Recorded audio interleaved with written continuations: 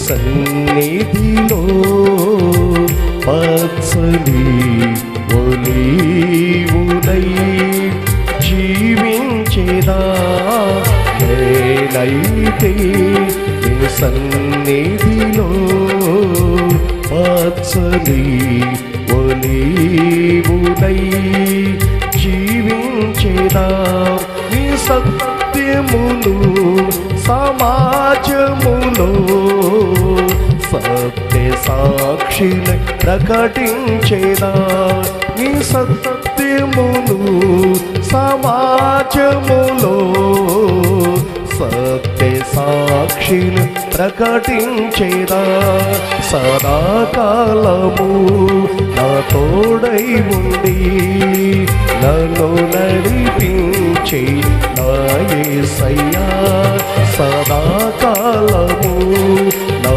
తోడై ఉండి నన్ను నడిపించే నా యేసయ్యా నేనైతే నీ సన్నిధిలో పచ్చని ఒలీవునై జీవించేదా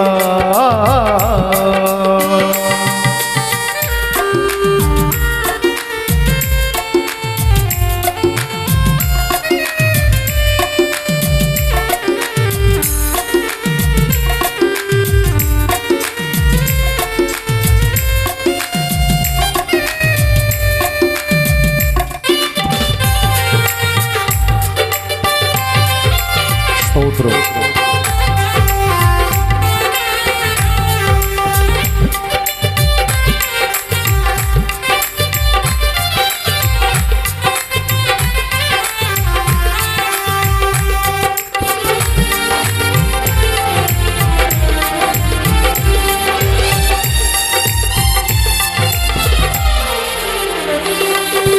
సరిలేని నా బ్రతుకు నీవు చూసి సన్మార్గములో నిలిపావు నన్ను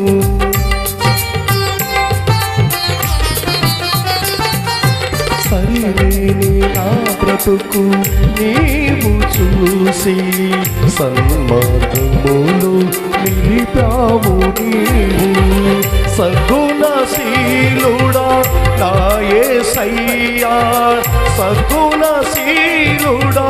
నా యేసయ్యా సన్నుతించేద నీ నామమును సన్నుతించేద నీ నామమును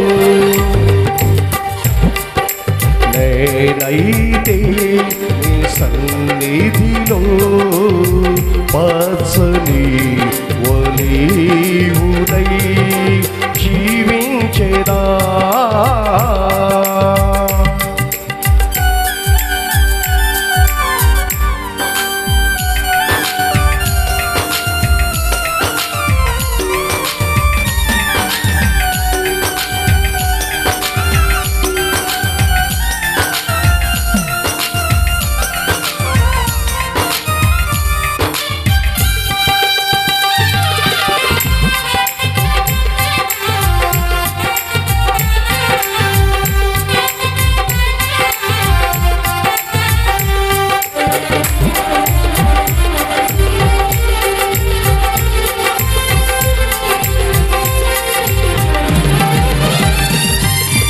నాయన స్థితిగతులు నీవు చూసి నీ దీవెనలతో నింపావు నన్ను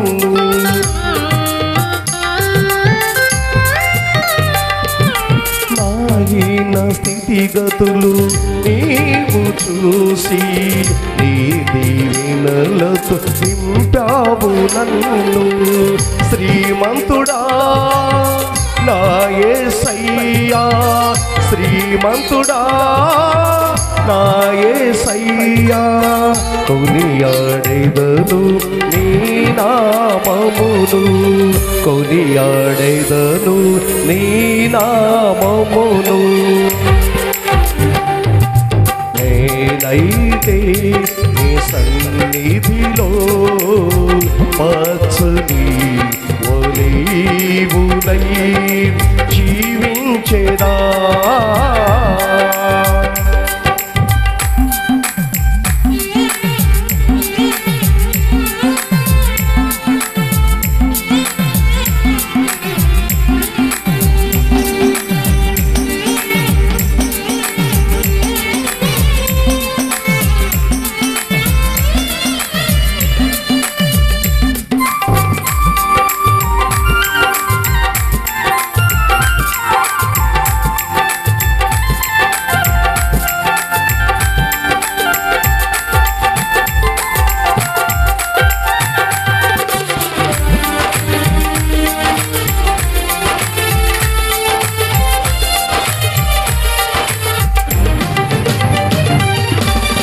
యోగ్యతలేని నన్ను చూసి ఘనమైన సేవకు పిలిచావు నన్ను.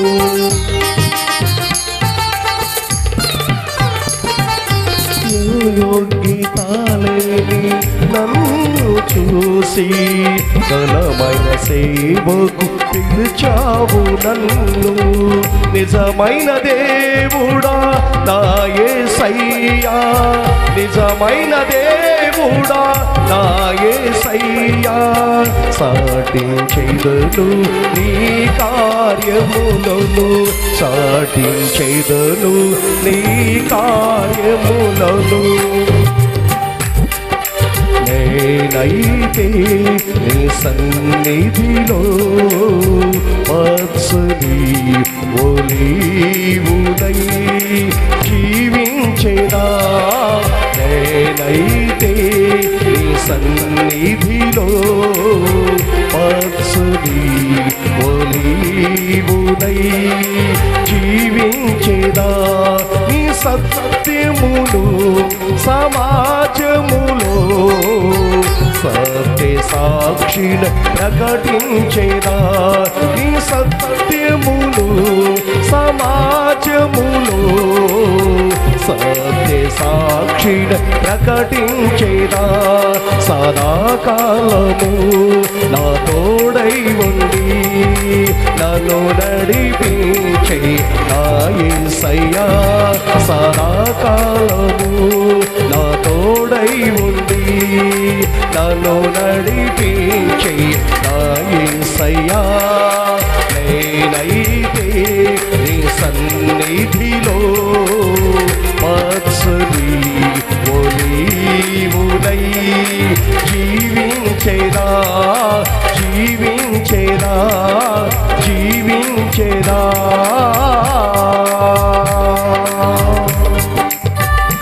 ఆమేన్.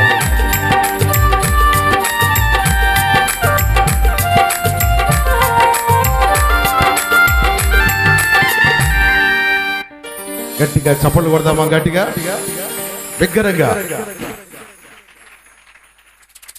మరి సమయంలో దైవజనులు వాక్యములోకి వెళ్ళబోతున్న సమయం.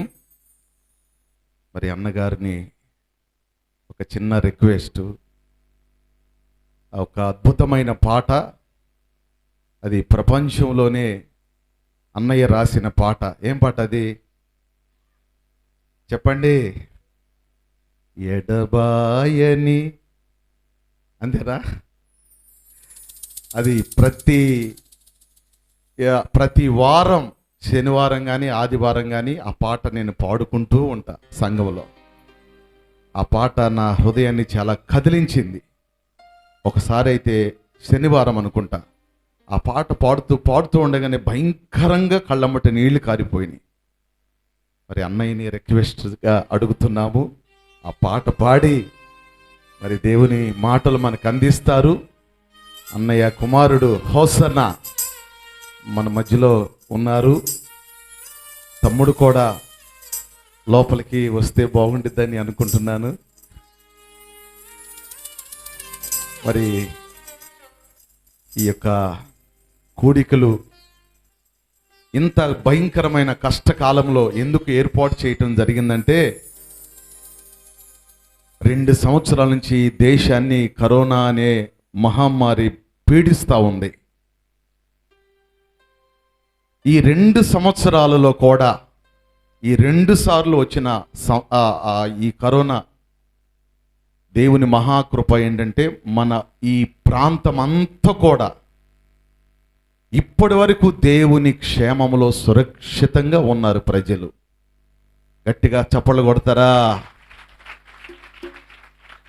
మన నిజాంపట్నం గవర్నమెంట్ హాస్పిటల్ దగ్గర నుండి ఈ ప్రాంతం అంతా కూడా ఈ 2 సంవత్సరాలు ప్రజలు క్షేమంగా ఉన్నారు. ప్రతిరోజు దేవుని సన్నిధిలో ప్రార్థన చేస్తూ ఈ ప్రాంతపు ప్రజలు, దేశపు ప్రజలందరూ క్షేమంగా ఉండాలని ప్రార్థన చేస్తూ ఉన్నాం. అందుకని ఈ ప్రాంత ప్రజల్ని క్షేమంగా ఉంచావు ప్రభువా అని ఈ 2 సంవత్సరాల నుంచి సభలు, కోటాలు, ఉపవాస ప్రార్థనలు ఏమీ కూడా జరగలేదు. అందుకని ప్రార్థన చేసినప్పుడు దేవుడు నా మనసులోకి ఈ 3 దినాలు సంఘ క్షేమాభివృద్ధి కూడికలు జరిగించాలి అని ఆలోచన దేవుడు నాకు ఇచ్చాడు. వెంటనే మేరక్క గారికి ఫోన్ చేశాను.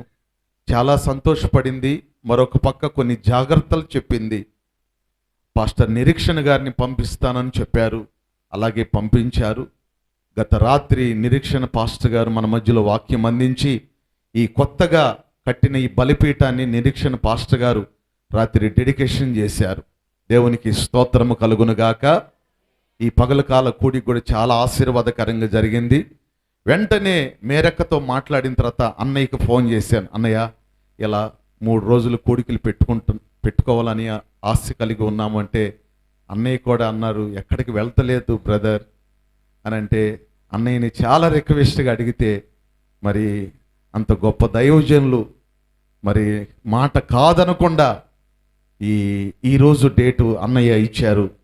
నాకు అన్నయ్య డేట్ ఇచ్చిన వెంటనే హృదయంలో ఎంత సంతోషం అంటే రూములోకి వెళ్ళి గంతులేసినంత సంతోషం వచ్చేసింది అనమాట. స్తోత్రం చెప్పండి గట్టిగా, చెప్పలు కొడదాం గట్టిగా. చాలా బలం వచ్చినట్టుగా అనిపించింది. వెంటనే ఈ కోడికలు ఏర్పాటు చేసి సంఘంలో ప్రకటించాము. ఈ రోజున పరిశుద్ధాత్మ దేవుడు నిన్నటి దినము నుండి భయంకరమైన వర్షాలు పడుతున్నప్పటికీ కూడా ప్రార్థనా కూటాలకి ఎలాంటి అంతరాయము కలగకోకుండా దేవుడు ఈ కూడికలు చక్కగా జరిగిస్తున్నారు. అన్నయ్య కూడా ప్రేమతో మన మధ్యలోకి వచ్చారు. ఈ సమయాన్ని దైవజనులకి అప్పగిస్తూ ఉన్నాను. దేవునికి మహిమ కలుగునుగాక.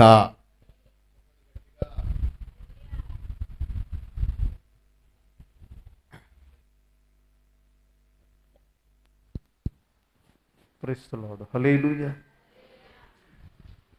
దేవునికి మహిమ కలుగునుగాక. క్రీస్తునందు దేవుని పిల్లలకు మీ అందరికీ నా నిండు వందనాలండి. మరి పెద్దలు దైవజనులందరికీ నిండు వందనాలు. నన్ను ఆహ్వానించిన బ్రదర్కి కూడా నిండు వందనాలండి. మరి నిజంగానే బ్రదర్ చెప్పినట్లు 2 సంవత్సరాలు చాలా కష్టాల్లో ఉన్నామేమో అనిపించింది. ఎందుకంటే మీకంటే మాకు ఎక్కువ ఊరికే ఇంటి దగ్గర కూర్చోవడం అసలు ఇష్టం ఉండదు. తిరుగుతూ ఉండేవారం. ఇప్పుడు బయటికి వెళ్ళాలంటే ఎంతకైనా మంచిది, జాగ్రత్త తీసుకోవడం మంచిదని అనిపిస్తుంది. ఎందుకంటే ఈ కాలంలో ఈ సెకండ్ వేలో చాలామంది సేవకులు చనిపోయారు. గొప్ప దైవజనులు, బాగా వాడబడేటువంటి వారు. అది చాలా బాధేస్తుంది. ఎందుకంటే ఒక సేవకుడు చనిపోయాడు అంటే నీతిమంతుల యొక్క పరిమాణం తగ్గుతూ ఉందన్నమాట లోకంలో. నీతిమంతులు తగ్గితే పరిస్థితి ఏంటో తెలుసా? ఎగ్జాంపుల్, సొదొమ గొమొర్రా పట్టణాలని దేవుడు నాశనం చేయాలని దిగొచ్చినప్పుడు అబ్రహాము గారు దేవుణ్ణి బేరం ఆడాడు అక్కడ. ప్రభువా,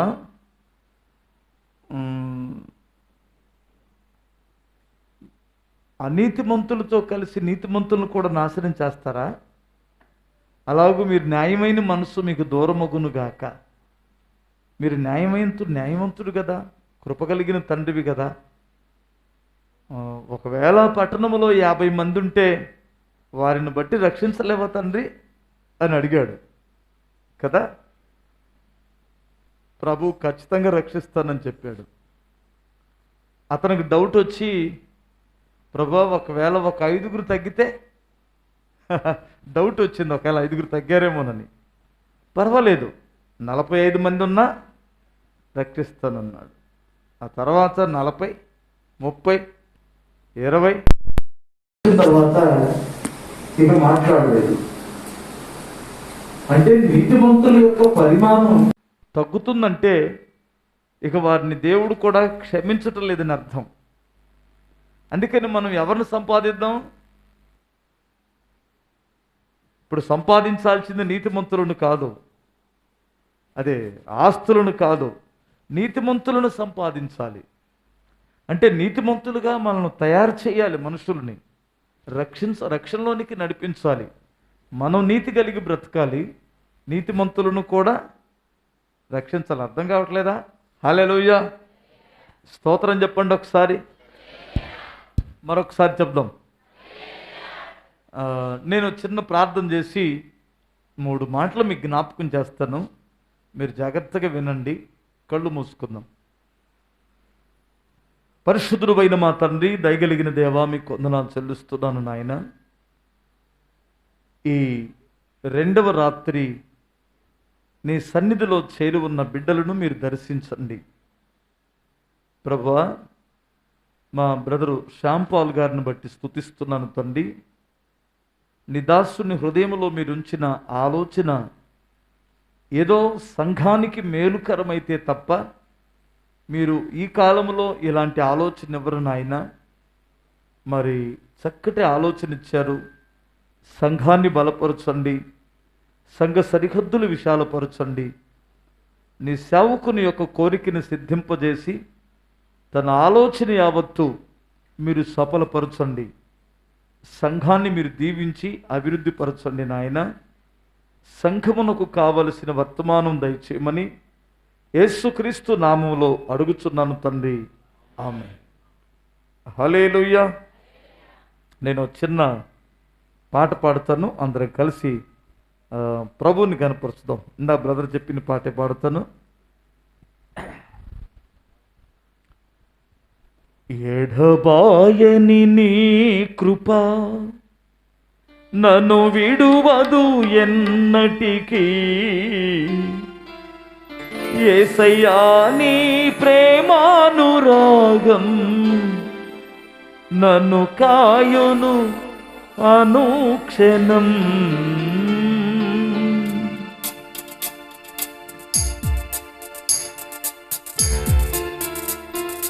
స్తోత్రం.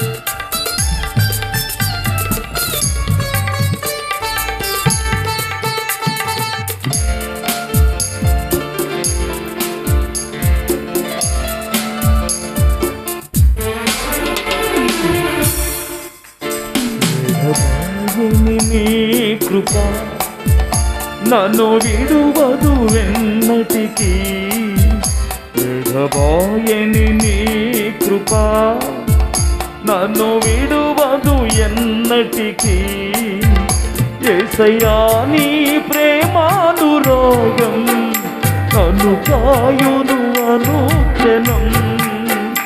యేసయ్యా నీ ప్రేమానురాగం కాయును అనుక్షణం. ఎడబాయని నీ కృప నన్ను విడువదు ఎన్నటికీ.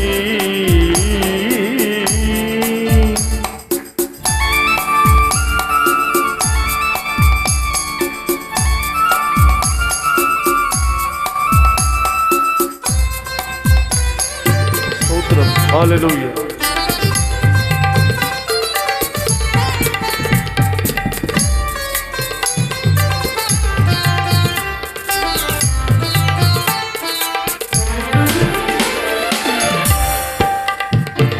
శోకపులో ఎలలో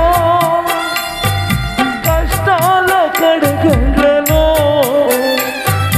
కడలేని కడలిలో నిరాశ నిస్సుగలో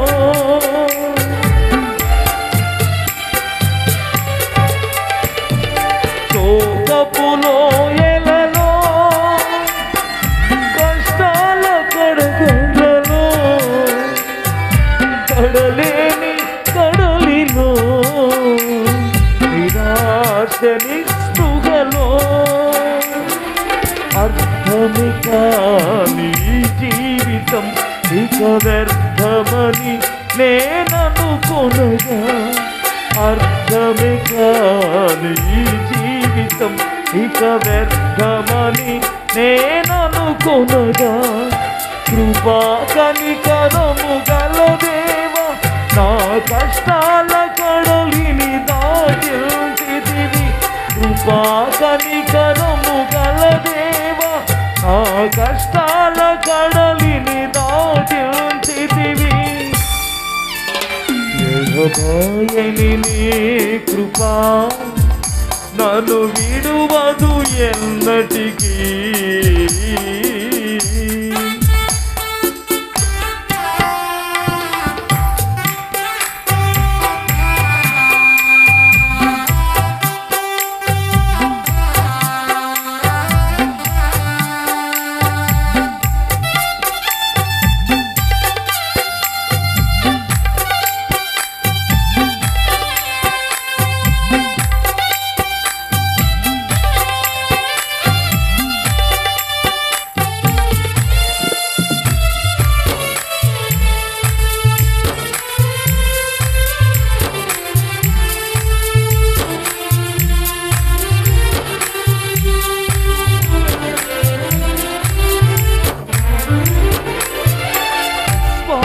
పోరాటములో ఎదురాయ శోధనలు, లోకాశల తడిలో సడలితి విశ్వాసములో.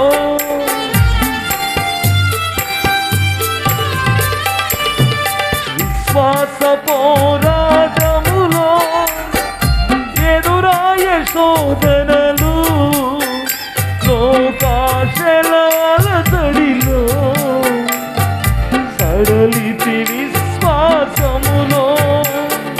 దుష్టుల క్షేమమునే చూసి ఇక నీతి వ్యర్థమని అనుకునగా, దుష్టుల క్షేమమునే చూసి ఇక నీతి వ్యర్థమని అనుకునగా, దీర్ఘశాంతము గల దేవా, నా చేయి విడువక నడిపించితివి.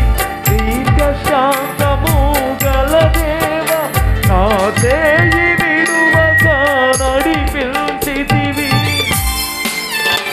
ఎడబాయని నీ కృపా నన్ను విడువదు ఎన్నటికీ.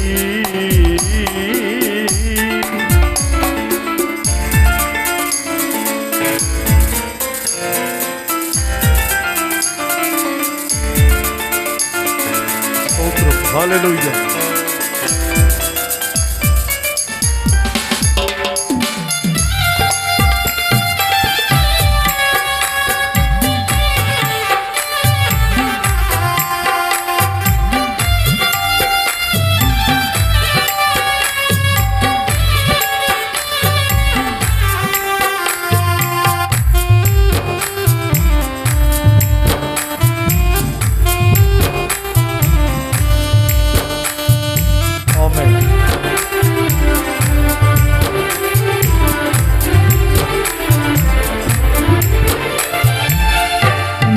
సేవలో ఎదురైనా ఎన్నో సమస్యలలో నా బలమును చూచుకొని నిరాశ చెందితిని.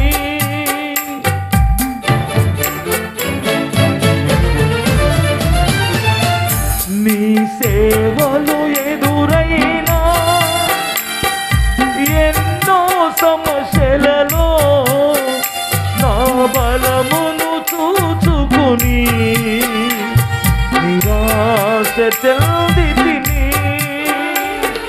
భారమైన ఈ సేవను ఇక చేయలేనని అనుకొనగా, భారమైన ఈ సేవను ఇక చేయలేనని అనుకొనగా, ప్రధాన యాజకుడా యేసు నీ అనుభవాలతో బలపరచితివి. ప్రధాన యాజకుడా యేసు నీ అనుభవాలతో బలపరచితివి. ఎడబాయని నీ కృపా నన్ను విడువదు ఎన్నటికీ. ఎడబాయని నీ కృపా నన్ను విడువదు ఎన్నటికీ. యేసయ్యా నీ ప్రేమానురాగం నన్ను కాయును అనుక్షణం. యేసయ్యా నీ ప్రేమానురాగం నన్ను కాయును అనుక్షణం. భయని నీ కృప నన్ను విడువదు ఎన్నటికీ. భయని నీ కృప నన్ను విడువదు ఎన్నటికీ.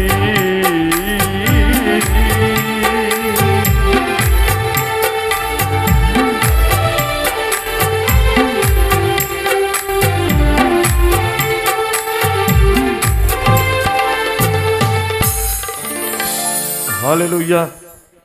ఒక చిన్న వాక్యాన్ని చదువుకుందాం. పేతురు రాసిన మొదటి పత్రిక 1వ అధ్యాయము 5 నుండి 7 వాక్యాలు చూద్దాం.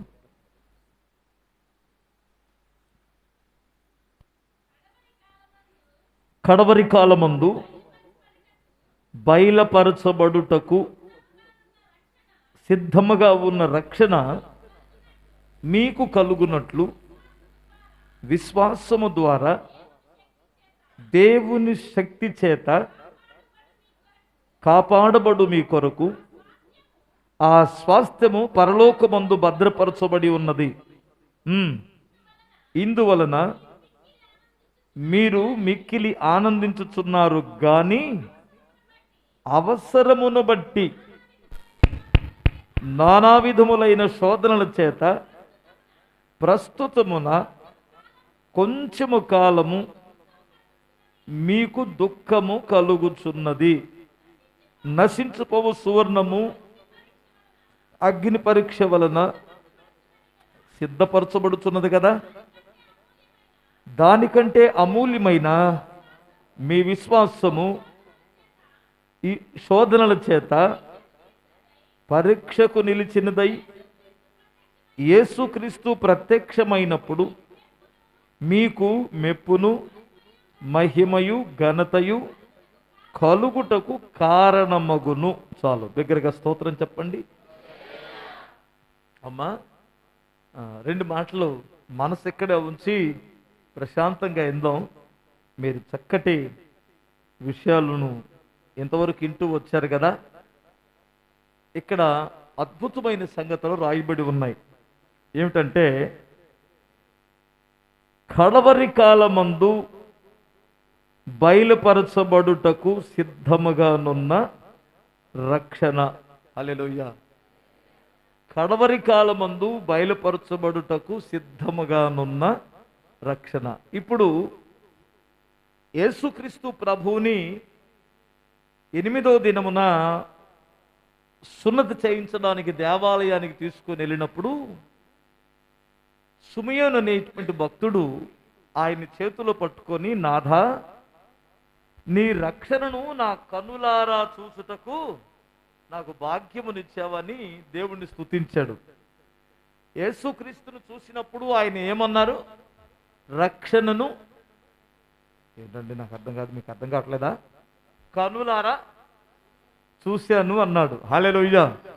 అంటే రక్షణను కన్నులారా చూడడం అంటే యేసుక్రీస్తు యొక్క అమూల్యమైన రక్తం ఇప్పుడు మనల్ని రక్షించింది, అంతే కదా. ఇప్పుడు క్రీస్తు నందు విశ్వాసం ఉంచిన మనం రక్షింపబడ్డాం. మన జన్మ కర్మ పాపాలకు విమోచన దొరికింది. మరి కడవరి కాలంలో బయలుపరచబడే రక్షణ ఎవరు? ఆయనే మరలా తిరిగి రాబోతున్నాడు. హల్లెలూయా. ఆనాడు సుమయోను చూసి చెప్పినట్లు మనం మరలా తిరిగి ప్రభువుని కన్నులారా చూస్తాం. హల్లెలూయా. కానీ దాని కొరకు మనం సిద్ధపడాలని లేఖనం సెలవిస్తుంది. ఇక్కడ మరికొన్ని విషయాలు చెప్పబడినవి. ఏమిటంటే, రక్షణ కలుగునట్లు విశ్వాసము ద్వారా దేవుని శక్తి చేత మనము కాపాడబడుచున్నాము అన్నాడు. హల్లెలూయా. అంటే మనము కానీ దేవుడు మనకిచ్చినటువంటి రక్షణను కానీ మనకున్న విశ్వాసమును బట్టి, ప్రభు ఇచ్చిన కృపను బట్టి మనం భద్రపరచబడుతున్నాం. అంటే మనమేమి తొలగిపోయేటువంటి పరిస్థితులు ఉన్నగా కనిపిస్తున్నా, ప్రభువా నేను లోకంలో తప్పిపోతున్నానేమో, లోకంలో పడిపోయే పరిస్థితులు ఉన్నాయేమోనన్నా, దేవుడు నిన్ను ఏ విధము చేతనైనా మరల తిరిగి మార్గంలోనికి నడిపించడానికి ఆయన సిద్ధముగానే ఉన్నాడు. ఎప్పుడు నిన్ను విడిచిపెట్టేవాడు కాదు. ఖచ్చితంగా తప్పిపోయినటువంటి వారిని మరలా తిరిగి ఏ విధము చేతనైనా రక్షించుటకు ఆయన సమర్థుడు. ఆయన మనలను, మన రక్షణను, మన విశ్వాసాన్ని కాపాడుటకు సమర్థుడని మనం నిన్నును బట్టి మనం గ్రహించాలి. అయితే నేను ఈరోజు చెప్పాలనుకున్న మాట ఏమిటంటే, అవసరమును బట్టి నానా విధములైన శ్రమలలో, శోధనలో లేదంటే శ్రమలలో మనం పడవలసి వస్తుంది. దీనికి ఒక ఎగ్జాంపుల్ ఏం చెప్పాడంటే, సువర్ణాన్ని ఏం చేస్తారు, ఒక శ్రేష్టమైనటువంటి వస్తువుగా తయారు చేయడానికి అగ్నికి ఖచ్చితంగా పరీక్షిస్తుంది, అగ్ని పరీక్షించింది.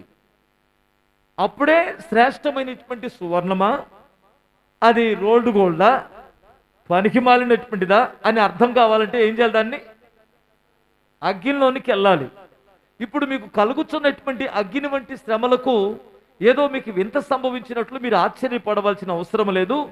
కొంచెము కాలము మీరు శ్రమ పడితే ఆయనే మిమ్మల్ని పూర్ణులుగా చేసి బలపరిచి స్థిరపరచును అన్నాడు. హల్లెలూయా.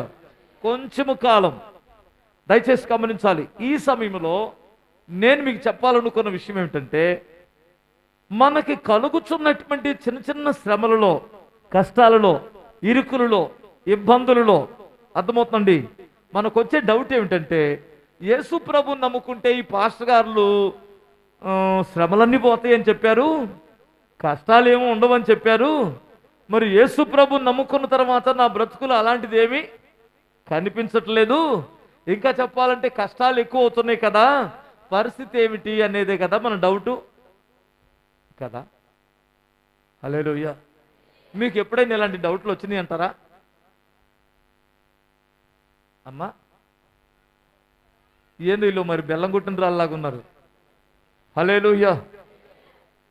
నాయనా, ఏంటి నాయనా ఈ శ్రమలు, ఏంటి నాయనా ఈ కష్టాలు, ఏంటి నాయనా ఈ పేదరికం, ఏంటి నాయనా ఈ ఇరుకులు అని ఎప్పుడైనా అనిపించిందా? అనిపించలేదా? అనిపించింది అబ్బాయి? నువ్వు యథార్థంగా చెబుతున్నారు. పురుషులే బాగా యథార్థంగా చెబుతున్నారు, వీళ్ళు అసలు చెబుతలా. వీళ్ళు చెబితే ఏదో భక్తిహీనం అనుకుంటారేమోనని. హల్లెలూయా. ఇప్పుడు నేను ఇందాక రాసిన పాట కూడా అదే కదా, మీరు వినలేదా? నాకు కూడా వచ్చిందని దాని అర్థం. విశ్వాస పోరాటములో ఎదురాయే శోధనలు, లోకాశలాల సడిలో సడలితి విశ్వాసములో. ఓ పక్కేమో విశ్వాసంలో బలంగా ఉండాలని అంతరంగములో పోరాటం, మరో పక్కేమో లోకాశల అలజడి. లోకాశలు చూసినప్పుడు లోపల ఎక్కడో నేను కూడా అలా ఉంటే బాగుండు అనేది ఒక అలజడి. ఈ లోపల ఎవరు కంటపడతారో మనకి? దుష్టులు, దుర్మార్గులు క్షేమంగా ఉండి, ఆహా వాళ్ళు బలిసిన కళ్ళతో, కొవ్వుబట్టిన మెరకలైన కళ్ళతో, బలిసిన శరీరాలతో తిరుగుతుంటే, యేసు ప్రభు నమ్ముకొని ఉపవాసాలు ఉండి ఎంత నీతి కలిగి బ్రతికినా మనకేమో అంత క్షేమం కనిపించలా. అప్పుడు ఏమనిపించిందంటే, దుష్టులు క్షేమాన్ని చూసినప్పుడు ఇక నీతి కలిగి బ్రతకడం వ్యర్థం అనుకున్నాం. హల్లెలూయా. ఆయన వ్యర్థం అనుకున్న మన ఆలోచనని ఒక్కసారి మనల్ని విసర్జించి తీసి పక్కన పెట్టేయచ్చు. కానీ ఆయన దీర్ఘశాంతము గల దేవుడు కనుక మనలను వారి అంతము చూసి అంతవరకు చేయబట్టుకుని నడిపిస్తాడు. బిగ్గరగా స్తోత్రం చెప్పాలి. హల్లెలూయా. దయచేసి గమనించాలి. నేను మీకు ఈరోజు నేను చెప్పే మాట ఏమిటంటే, మీకు కలుగుతున్నటువంటి శ్రమలను బట్టి సనగొద్దు, మీకు కలుగుతున్న కష్టాన్ని బట్టి వెనుతిరగవద్దు, మీ విశ్వాసములో మీరు బలహీనం అవ్వద్దు.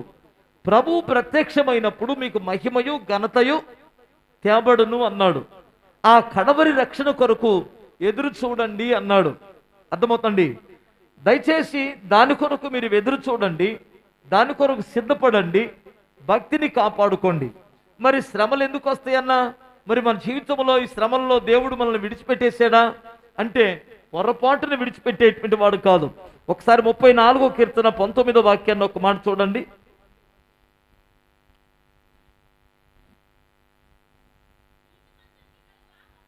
నీతిమంతునికి కలుగు ఆపదలు అనేకములు. దగ్గరగా అక్కడే ఉంది ఆన్సర్ కదా. నీతిమంతునికి కలుగు ఆపదలు అనేకములు. దానికి ఇంకా ఆన్సర్ దాని పక్కనే ఉంది. అయినా వాటన్నిటి నుండి యెహోవాయనే ఇడిపిస్తాడు అని. ఇప్పుడు మనం నీతి కలిగి బ్రతుకుతున్నప్పుడు ఆపదలు వస్తాయా రావా? హల్లెలూయా. వస్తాయంటారా? ఇప్పుడు మన వాళ్ళు చుట్టుపక్కల వాళ్ళు మనకు ఆపద వచ్చినప్పుడు ఏమంటారంటారు? వీళ్ళు భక్తులైతే వీళ్ళు పొద్దున్న లేతే చర్చికి వెళ్తారు, వీళ్ళకెందుకు ఆపదలు వస్తాయి, వీళ్ళకెందుకు ఇలాంటి పరిస్థితులు సంభవించినాయి అని మనల్ని నిజంగా ఆడిపోసుకుంటారా? ఆడిపోసుకోరా? ఎవరో కొట్టిన దానికి కాదంట బాధ, ఇప్పుడు తొంగి చూస్తే బాధ అంట కదా. మీకు అర్థమైంది అవుతున్నారు మొత్తం మీద. ఇప్పుడు అయ్యగారు కొట్టిన దానికి కాదు బాధ, ఆ తోడుకోడలు వచ్చి తొంగి చూసిందట. తొంగి చూసింది మామూలుగా వచ్చి, ఏ బాయ్ ఏంటే బాయ్ అలా కొడతావు, మరి అసలు నీకు బుర్ర లేకుండా చేస్తున్నావు అని అంటే పర్వాలా. ఒక చూపు చూసి అది ఒక రకమైన ఎకిలిన ఉన్నవి అర్థమవుతండి. ఏది తన్నులు తింటుంటే ఆ రకమైన ఎకిలి నవ్వుకి ఈ దెబ్బల కంటే కూడా ఆ నవ్వుకు బాధేసింది ఆమెకి కదా. ఇప్పుడు మనోళ్ళు కూడా చాలా మంది, ప్రభువా నేను నా దేవుళ్ళు కాదనుకొని, నా వాళ్ళని కాదనుకొని నేను నీ పాదాల దగ్గరికి వచ్చాను, మరి నాకేమో ఆపదలు వస్తున్నాయి, ఈ కష్టాలలో నా పరిస్థితి ఏమిటి అని మీరు కృంగిపోతే బైబిల్ ఏం చెబుతుందంటే వాటన్నిటి నుండి యెహోవాయే నిన్ను కాపాడును అన్నాడు. హల్లెలూయా. ఇప్పుడు నువ్వు నీతి కలిగి ఎప్పుడైతే బ్రతుకుతావో ఆపద రాదు అని చెప్పేవాడు సాతానుడు. ఎందుకంటే నువ్వు దేవుడు నమ్ముకున్నావా నీకే కష్టము రాదు, దేవుడు నమ్ముకున్నావా నీకు ఆపద రాదు అని నువ్వు కానీ దుష్టుని మాట వింటే అప్పుడు నీకు ఏదైనా ఒక ఆపద కలిగినప్పుడు నువ్వు విశ్వాసంలో తొలగిపోతావు. ఆపద వస్తుంది కదా. మనిషిన తర్వాత ఆపదలు వస్తే రావా? కష్టాలు వస్తే రావా?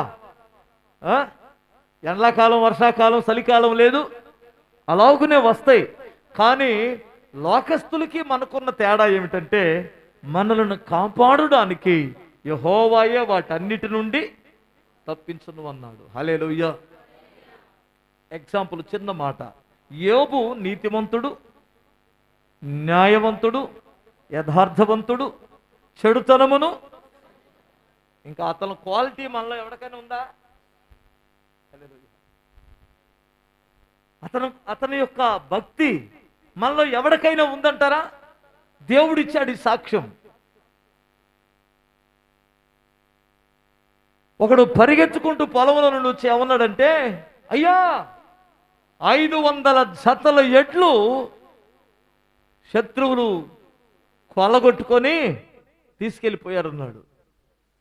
అవునా అంటుండగా ఇంకొకటి వచ్చి నిల్చున్నాడు అక్కడే. రేయ్ నువ్వేంటి వచ్చావు అన్నాడు. అయ్యా గొర్రెలన్నీ మరొకడు తీసుకొని పోయాడు. ఇంకొకడు వచ్చాడు, గాడిదలు మరొకడు కొల్లగొట్టుకొని పోయాడు.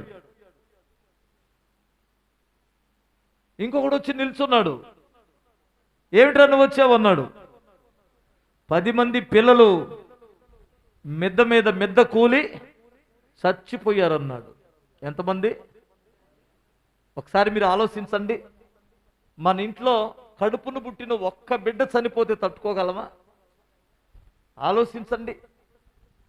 ఒకవేళ ఎవరికైనా 2 పిల్లలు పుడితే ఆ 2 పిల్లలు ఒకే రోజు చనిపోతే తట్టుకోగలరా? లోకం బ్రతకనిచ్చిద్దా? మనం ఏదో కథలాకి చదవకండి, ఊహించండి. ఎవరైనా ఒక చర్చికి వచ్చి నీతిమంతుని యొక్క పిల్లలు 2 పుట్టారు, ఆ 2 ఒకే రోజు చచ్చిపోయారు. ఆ పరిస్థితులు ఎలా ఉంటాయి ఒకసారి మీరు ఆలోచించండి.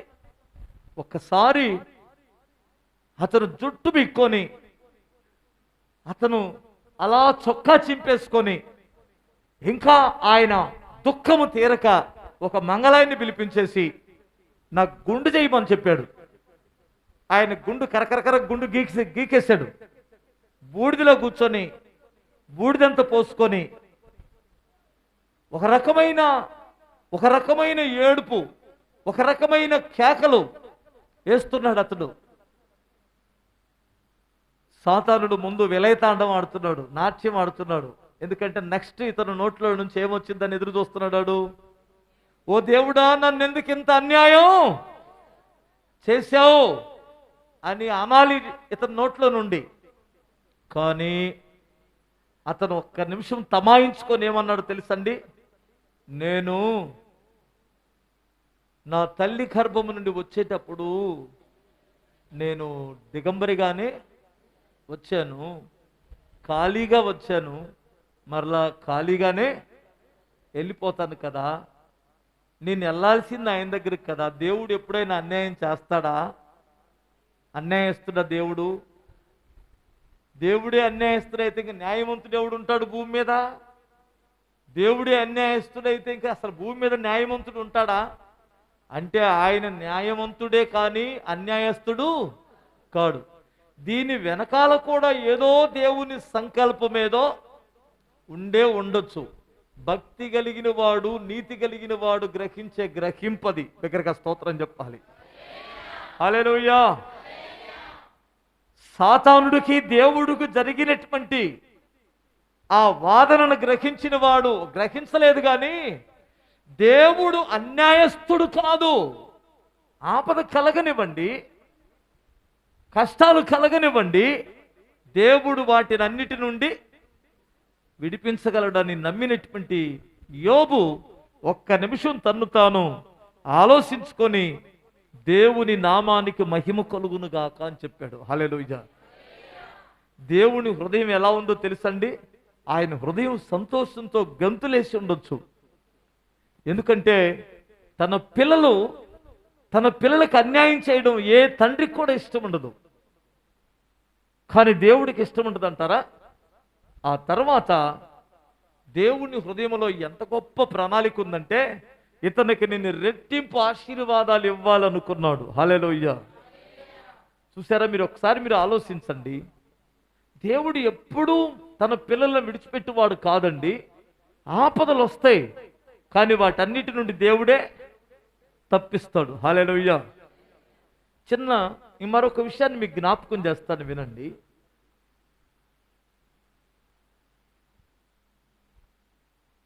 దావీదు గొర్రెలు కాసుకుంటున్నాడు అడవిలో. ఎవరో వచ్చి పిలిచారు అతన్ని. ఒరే బాబు, మీ నాన్నగారు మిమ్మల్ని రమ్మన్నాడు ఇంటికి అని చెప్పాడు. ఎందుకు అని అడిగాడు. తెలీదు, ఎవరో ఒక ముసలాయన మీ ఇంటికి వచ్చాడు అని పిల్లలు వచ్చి కబురు చేశారు. ఒక కాపర కొట్టిన అప్పచెప్పేసి అతను ఇంటికి వెళ్ళాడు. ఇంటికి వెళ్ళిన తర్వాత వెళ్ళేసరికి వాళ్ళ ఇంటి ముందు అందరు ఉన్నారు. కొంతమంది, ఓ పెద్ద ఆయన తైలపు కొమ్ము తీసుకొని ఉన్నాడు. ఆయన ఎవరో కూడా ఈ అబ్బాయికి తెలీదు. పిల్లవాడు కదా, గొర్రెలు కాసుకునేవాడు. వచ్చిన వెంటనే సమూయేలు గారు ఏమన్నాడంటే, ఆ పెద్ద ఆయన ముసలాయన, ఒరే బాబు ఇట్లా ఇక్కడ మోకరించు అన్నాడు. మోకరించాడు. ఎందుకు మోకరించమన్నాడో కూడా ఇతనికి తెలీదు. ఎందుకంటే ఆ ఇంట్లో లెక్కలేనివాడు, ఆ ఇంట్లో ఎన్నిక లేనివాడు, ఆ ఇంట్లో అతను ఏం జరుగుతున్నా అతనికి చిన్న ఆలోచన కూడా తెలియదు కదా, చెప్పరు అసలు ముందు. హల్లెలూయా. ఇప్పుడు ఇంట్లో నలుగురు ఉన్నామనుకో, ఒక చెప్పకుండా వాళ్ళ పనులు వాళ్ళు చేసుకుంటుంటే ఆ చెప్పనోడికి ఎంత బాధగా ఉంటుందో తెలుసా? హల్లెలూయా. ఇది చాలా నరకంలాగా ఉంటుంది. ఎక్కడి దాకా ఎందుకు? భార్య భర్తలు ఇద్దరున్నారు. ఎవరో పక్కన వాళ్ళు వచ్చి మీ ఆయన ఎక్కడికి వెళ్ళాడమ్మా అన్నారు. ఏం చెప్పాలి? అనింది అనుకో, పక్కన వాళ్ళు ఏమనుకుంటారు? వీళ్ళిద్దరు ఒకే ఇంట్లో కాపురం చేస్తారు కానీ అంటారు కదా. సరే ఎవరైనా అడిగితే ఒక మాట చెప్పాలని, ఆయన్ని ఎక్కడికయ్యా నువ్వు వెళ్తున్నావు అనిందనుకో, నీకు చెప్పను అంటాడు ఆయన. చూశారండి? కనీసం పక్కవారికి సమాధానం చెప్పడానికైనా, అమ్మాయి నేను గుంటూరు వెళ్తున్నాను, నేను వచ్చేసరికి సాయంత్రం అయిందే, సరే వచ్చే టైం చెప్పకపోతే పోయావు, గుంటూరు వెళ్తున్నాను ఒక మాట చెప్పొచ్చు కదా, చెప్పకూడదా? హల్లెలూయా. మీ ఇంట్లో ఓడగొట్టిన నాగల ముసలమ్మ ఎవరన్నా ఉన్నారా? అత్తగారు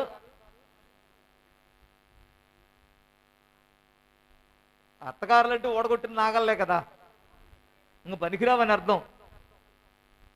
ఆ అత్తగారు ఆ కర్ర పట్టుకొని కుర్చీలో కూర్చుందనుకో, ఈ కోడలు అలా వెళ్తుందనుకో, వెళ్ళేటప్పుడు అమ్మాయి నిన్నేనే ఏడికే అన్నాను అనుకో, ఇక మొదలెట్టావా, ఇక ఇంకా చెప్పాలమ్మా అన్ని వివరంగా.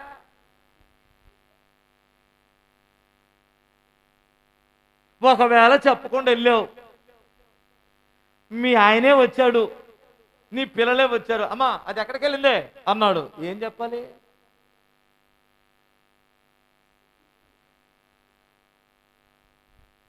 ఏమో అయ్యా విడిపడిపోయింది అని నన్ను అది తంటే కదా, చెప్పరేంటమ్మా? అసలు కొన్నిసార్లు చూడండి, కొన్ని ఇళ్లల్లో కొంతమందికి విలువ ఉండదండి. ఎవరో ఆ బాధ్యత, ఇప్పుడు సహజంగా ఒకే కొంపలో ఉన్నారు కనుక, అత్తయ్య నేను షాప్ దగ్గరికి వెళ్తున్నాను, బియ్యానికి వెళ్తున్నాను, పాలకి వెళ్తున్నాను, నేను ఇక్కడ దాకా వెళ్తున్నాను, సరే సినిమాకి వెళ్ళి సావు అని చెబుతున్నానండి. అత్తయ్య నేను సినిమాకి వెళ్తున్నాను అని చెప్పాలా ముసలోళ్ళకి? ఏమండి మీరు అట్లా చూస్తున్నారు కాదా? న్యాయం కదమ్మా? హల్లెలూయా, స్తోత్రం చెప్పగలరా? అసలు దావీదు అనేటువంటి వాడిది ఎలాంటి వాడే, వాళ్ళ నాన్న కానీ, వాళ్ళ అమ్మ కానీ, వాళ్ళ అన్నదమ్ములు కానీ ఎవడికి లెక్కలేనిటువంటి వాడు.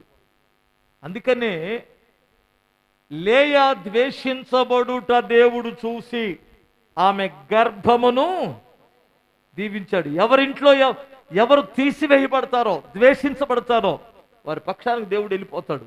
హల్లెలూయా. ఎందుకంటే వారు నీతిమంతులుగా ఉంటే, ఇప్పుడు వచ్చిన తర్వాత వారి సహోదరులు ఎదుట అతన్ని అభిషేకించాడండి.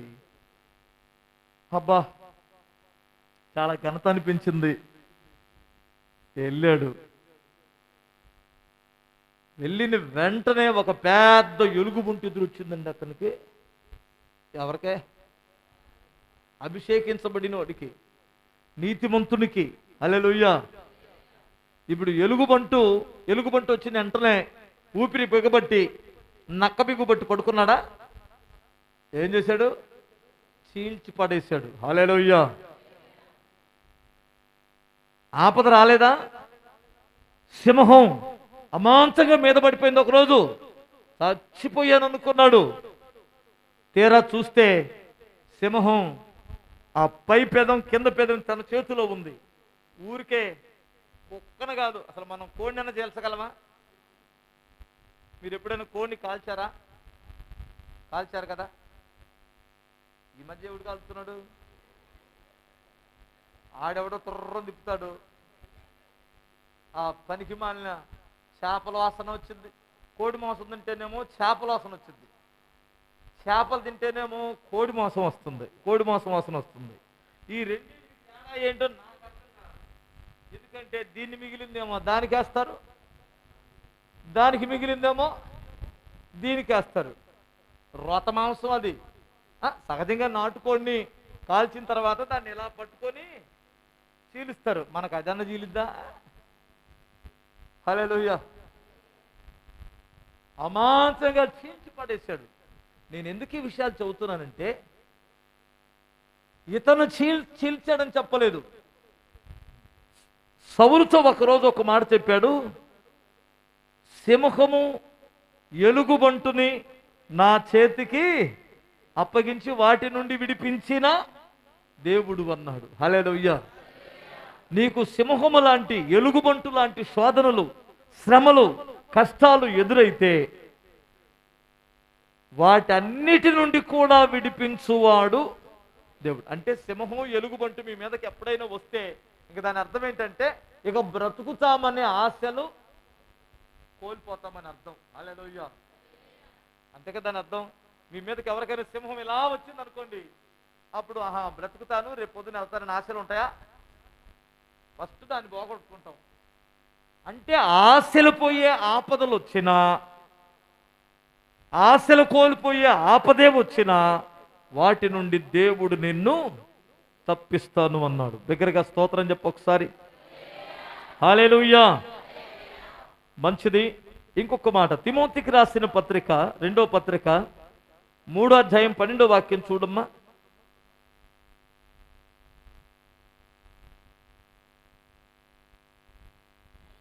అయినను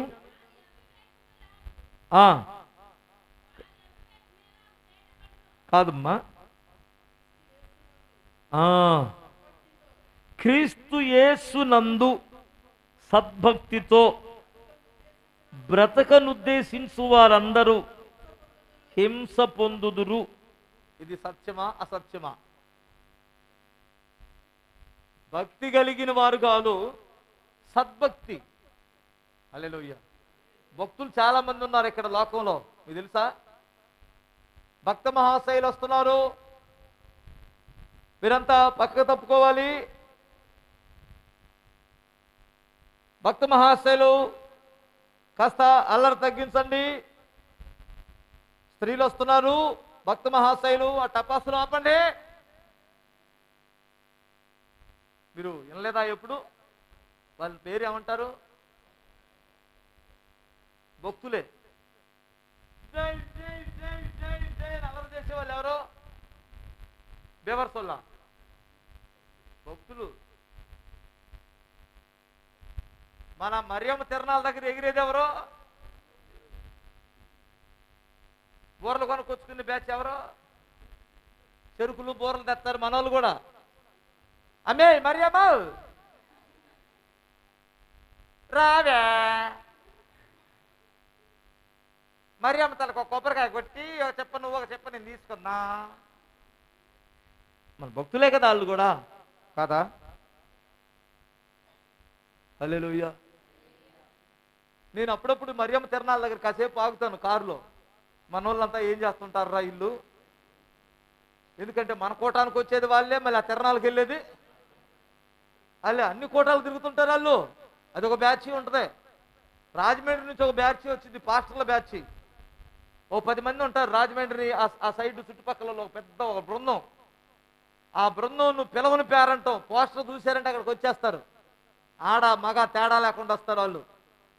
వచ్చి ఎవరు వచ్చారంటే, అయ్యగారు సేవ చేస్తున్నామండి. ఏం సేవ? మన పట్నం బజార్లో అడుక్కుంటారు చాలా మంది. వాళ్ళు పెద్ద పెద్ద గ్రూప్ ఉంది, మన సేవకులు కాదులేండి, కాషాయ వస్త్రం బ్యాచ్. వాళ్ళకి పెద్ద తేడా ఉండదు. దయచేసి మీరు గమనించండి, వీరంతా భక్తులే. భక్తి అనేటువంటిది అది కాదు, సద్భక్తి, మంచి భక్తి. హల్లెలూయా. సద్భక్తి అంటే మంచి క్రియలు చేసే భక్తి, ఇతరులకు సహాయం చేసే భక్తి, ఇతరులను రక్షించే భక్తి. భక్షించే భక్తి కాదు, ఇతరులను ప్రభు దగ్గరికి నడిపించే భక్తి అది. ఇప్పుడు మీరు ఈ చర్చికి వస్తున్నారు కదా, సద్భక్తి అనేటువంటిది ఏమిటంటే ఆత్మల రక్షణార్థమై ఉపయోగపడే భక్తే సద్భక్తి అంటారు. హల్లెలూయా. ఇప్పుడు నిన్ను ఎవడో తిడతాడు? ఎప్పుడు తిడతాడు? నీ ఇంట్లో నువ్వు భక్తి చేసుకుంటే ఎవడొచ్చి తిడతాడు? ఎవడు తిట్టడు? ఇతరులకు వెళ్ళి సువార్తను ప్రకటిస్తే హింసిస్తారు నిన్ను. హల్లెలూయా. అర్థమై సావలేదా? దగ్గరగా స్తోత్రం చెప్పండి. సహోదరుడా, యేసు ప్రభు నమ్ముకోమంటే అప్పుడు స్టార్ట్ చేస్తాడు. పని చూసుకో అంటాడు. అర్థమవుతా? నువ్వు ఆఫీసులో నీ పని నువ్వు చేసుకుంటే ఎవరిని జోలికి రాడు. ఆ పక్కవాడికి సువార్త ప్రకటించినప్పుడు అప్పుడు నీ మీద వ్యతిరేకత వస్తుంది. ఆ వ్యతిరేకత మనకెందుకు, భక్తుల్లాగా ఉందాం అనుకుంటే ఎవడ నీ జోలికి రాడు. అర్థం కాలేదా? హల్లెలూయా. ఎంతమంది సద్భక్తితో బ్రతకాలనుకుంటున్నారు? వీళ్ళెవరి చేతులు ఎత్తలేదు సిస్టర్. భక్తుల్లాగా ఉంటారా? సద్భక్తుల్లాగా ఉంటారా? మరియమ్మ భక్తులు కూడా భక్తులే, గణేష్ భక్తులు కూడా భక్తులే, క్రిస్టియన్ భక్తులు కూడా భక్తులే. ఆత్మలు రక్షించేవాడు సద్భక్తి పరుడు. హల్లెలూయా. వాడు ఆత్మల కొరకు కష్టపడతాడు. నలుగురినైనా సంపాదించాలనుకుంటారు. ఇప్పుడు మీలో పెళ్ళైన తర్వాత సంవత్సరం తిరక్కతోలికే ఏం కోరుకుంటారు? వాళ్ళ అత్త అప్పుడే మొదలుపెట్టింది, ఏందో అమ్మాయ, ఒక కాయ లేదు, ఓ పూత లేదు. ఆమెకు పెద్ద ఉబలాటం. ఏంటో సంవత్సరం కూడా కాలేదు, ఏంటోలే. ఒకసారి వాళ్ళ అమ్మ వాళ్ళ అడిగి చూపించుకోవే అని చెప్పాను. సంవత్సరమేనండి, ఆగిద్దా? 10 సంవత్సరాలైందే, ఒక్క ఆత్మలన కన్నావా గుడ్రాలా? ఏంటి అలా ఈ పాస్టర్ గారు ఇట్లా తిడుతున్నాడు అనుకుంటున్నారా? హల్లెలూయా. 10 సంవత్సరాలు నీకు పిల్లలు పుట్టకపోతే అసలు వాడు ఏలుకుంటాడా? చెప్పరేంటండి? గుడ్రాలు అనరండి. ఘోరమైన గుడ్రాలు ఎవరంటే ఒక్క ఆత్మను కూడా రక్షించనటువంటి వాడు. ఎప్పుడైతే నువ్వు ఆత్మను రక్షించడానికి ఇష్టపడతావో అప్పుడు ఖచ్చితంగా నిన్ను హింసిస్తుందో లోకం. హల్లెలూయా. కానీ అక్కడ ఒక అద్భుతమైన ఆన్సర్ కూడా ఉంది, చూడండి మీరు. ఏమిటంటే సద్భక్తితో బ్రతకను ఉద్దేశించిన వారందరూ హింస పొందుదురు. అయితే 3:11 చూడు.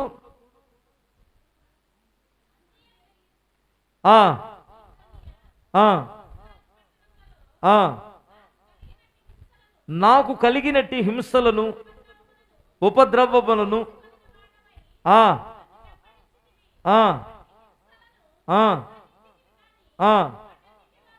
వాటన్నిటిలో నుండి ప్రభువు నన్ను తప్పించెను. చప్పలు కొట్టు ఒకసారి.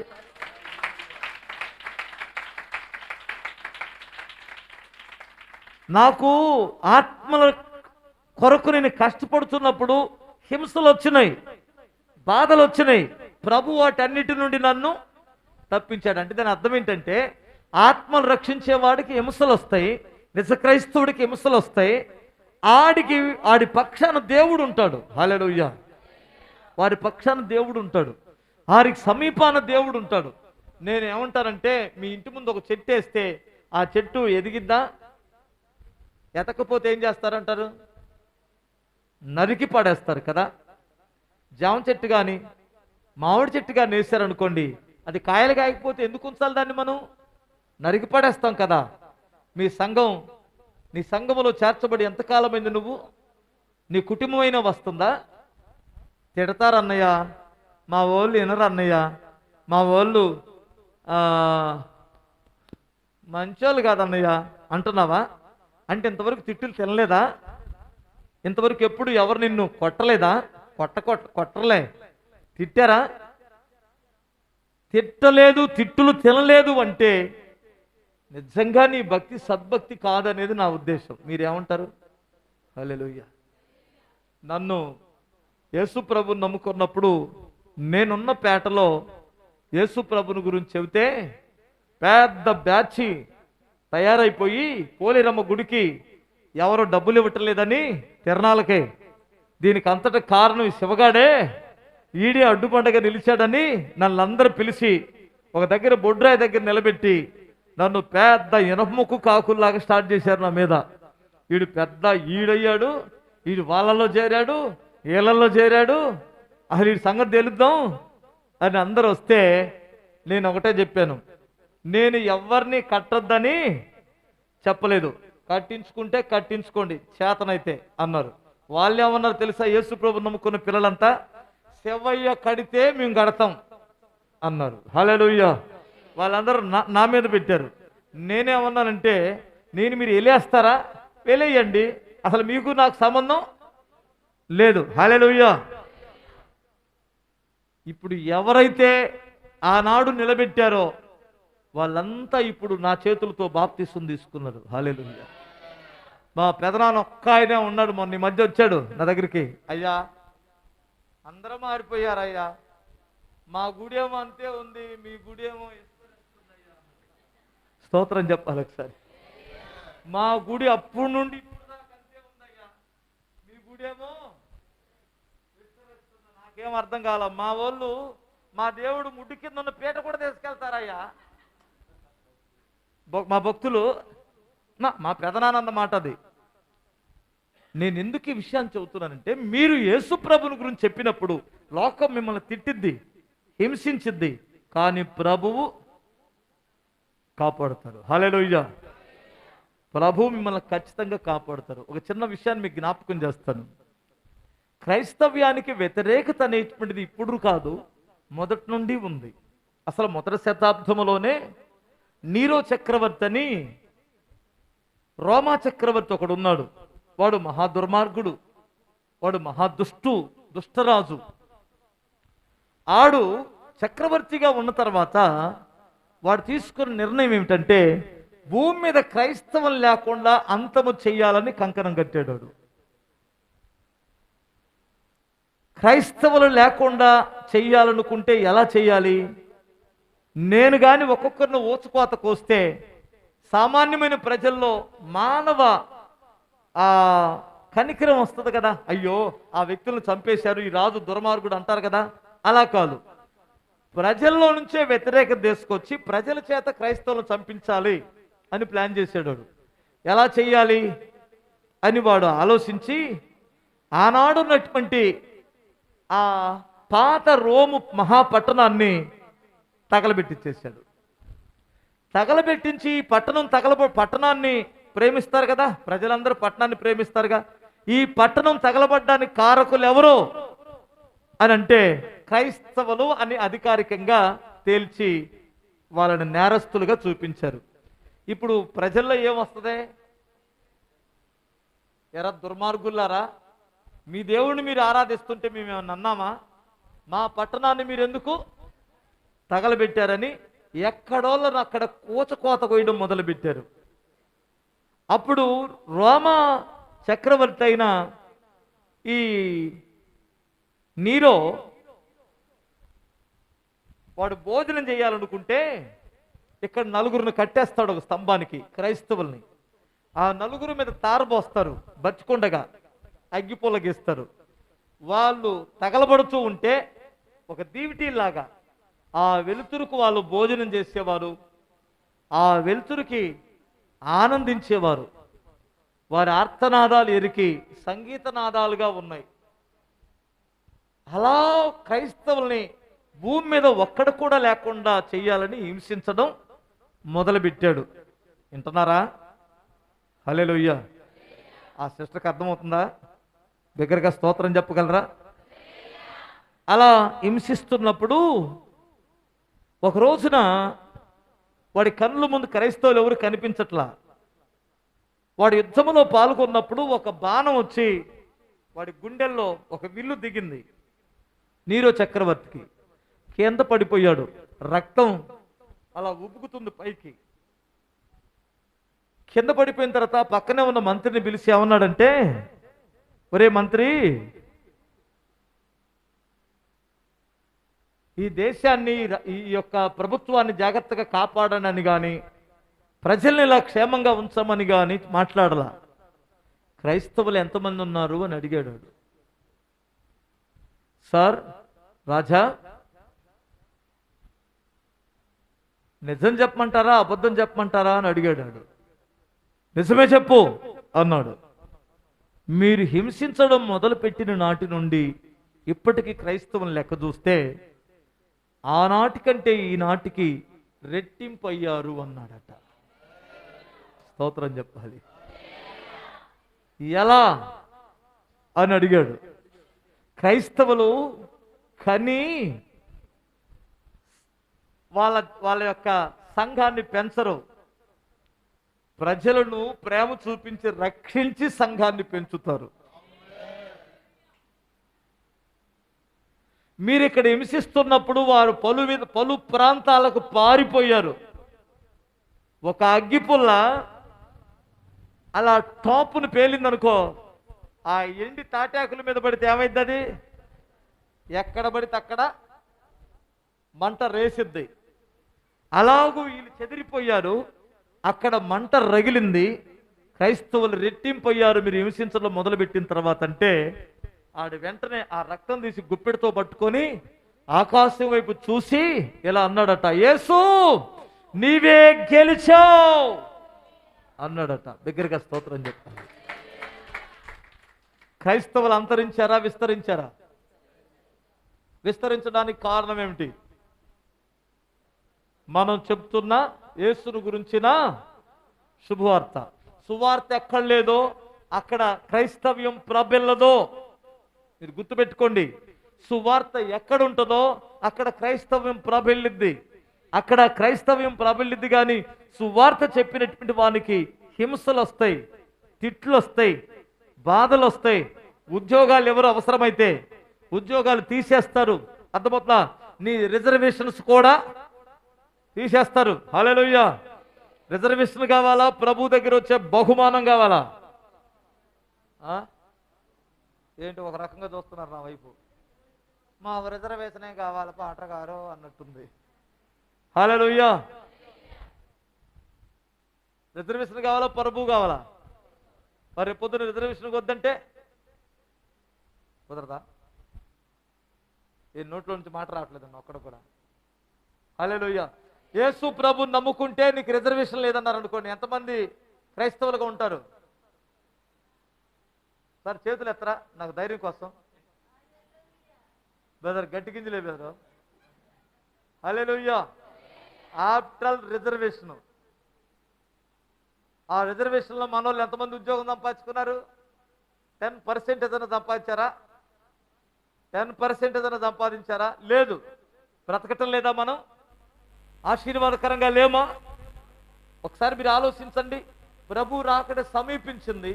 మీ విశ్వాసం అగ్నిలో వేసినప్పుడు అది ఒరిజినల్ బంగారమా కాదనేటువంటిది ఎలా ఉంటుందో దీనికి కూడా నిదర్శనం అదే. హల్లెలూయా.